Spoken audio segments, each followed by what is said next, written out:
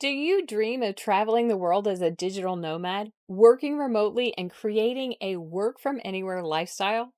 Today, we're talking with Rachel and Sasha, the Grateful Nomads, who have turned their love of adventure and live music into a sustainable digital nomad lifestyle. If we haven't met yet, I'm Tanya from Nomadic Income, where we talk about opportunities and tools that allow us to live anywhere and earn everywhere. During the recent Nomadic Income Summit, I talked with Rachel and Sasha, who have traveled the globe since 2009, teaching English, freelancing, and following the live music scene all over the world. In this video, I will share a few key moments from their interview, including how they got started, how they sustain their travels, and their advice for building a location independent lifestyle. Stick around to hear Rachel's top tips for starting a remote teaching career and the biggest challenges they've faced as digital nomads. Sasha started his adventure by taking a leap of faith and moving to China to teach English during the recession. And one day at my internship, I was clicking around on Facebook, working hard. And a friend of mine was on the Great Wall and at the Summer Palace. He was a grade older than me in high school. And I messaged him and said, "What are you doing in China? That's so cool." And he said, "I'm teaching English out here. You know, why? Are you looking for something to do?" I said, "Yeah, as a matter of fact, I am." I ended up going for it and kind of giving it a whirl. Rachel and I had just met, which We was great met timing. a month before he left at a music festival, which is how the live music became such a big part of our lives and our relationship. He proposed to me with a ring pop. That story is in full on our About page. We're not going to tell it right now. But yeah. I thought I might as well go for it because I was like, I'm moving to China. So, I met this girl I like. We like the same bands. We have the same friends. We were volunteering with the same organization at the festivals, crisscrossing paths all summer. And I thought, well, I'm gonna go for it with the ring pop and be a little funny. And then I said, "Hey, I'm moving to China, by the way. So here's my Skype. Let's be friends."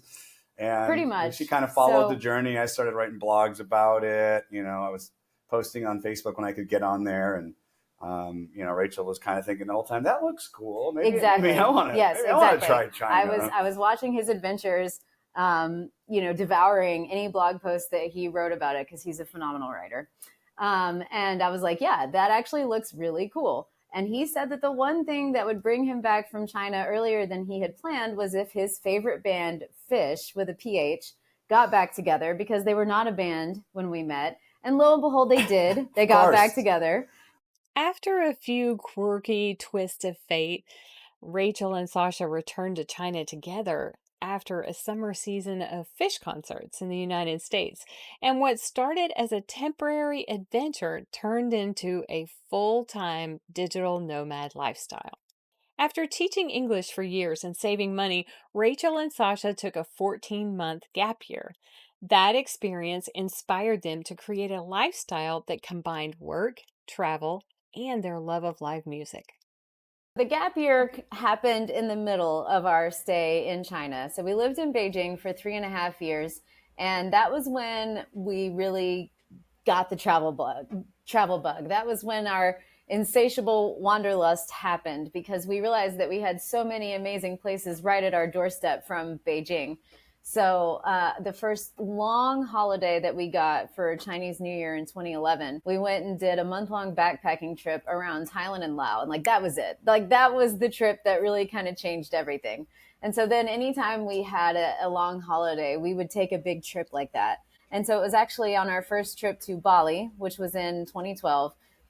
It's true what they say, that Bali is a really magical place, because throughout our travels, we were always meeting other backpackers who were on their gap year trip, which is not something that Americans know about or even do.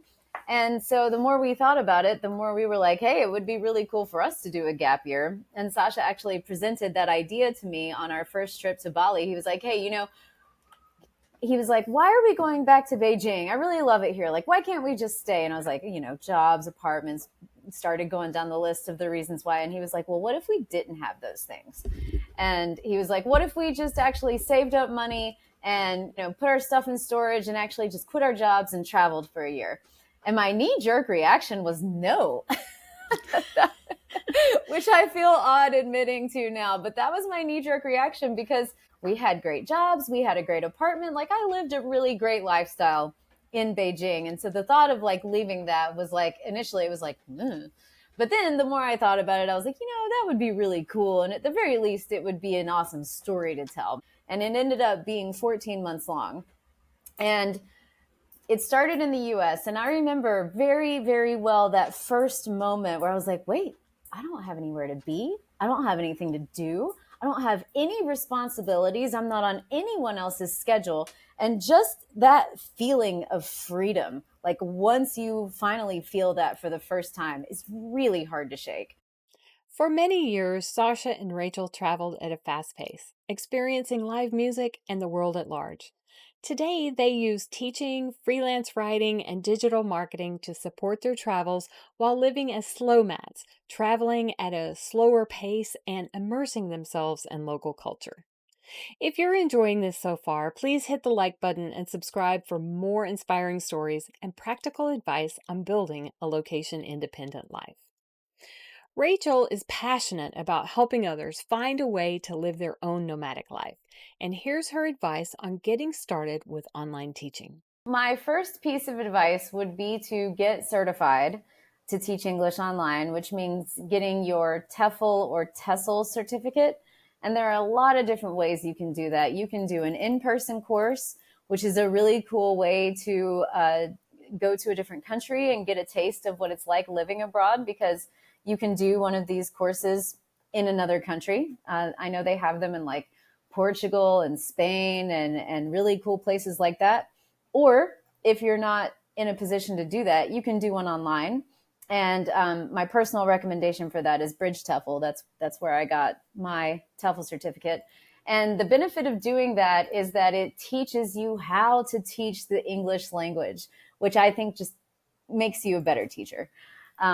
Getting my TEFL certificate made a huge difference on my teaching skills. I went from being an okay teacher who would just show up on time and entertain the students to actually being a good teacher who makes a difference. Rachel also suggests exploring online teaching marketplaces and even going independent to set your own rates and your own schedule. There are basically three ways to teach English online. The first way is with online language schools, which is how I got started with VIP Kid. They do still exist. It's a little bit different now, but that is still an option. The nice thing about online language schools is that it's kind of like doing paid training in a way, because they have the curriculum, they have the audience, they take care of the marketing and recruiting, and then basically just give you a script to follow. Then the next way is online teacher marketplaces, which gives you a bit more autonomy. You get to decide what to teach. You set your own rates. So you'll join a platform and create a profile where you'll have a written bio, an intro video, and some information about what you teach. And I think I mentioned you can set your own rates for that one. With online language schools, they just tell you what you're going to earn. And then the next way is just fully independent, using the technology of your choice to conduct your classes, book lessons, take payments, and then doing your own marketing and just doing it all yourself.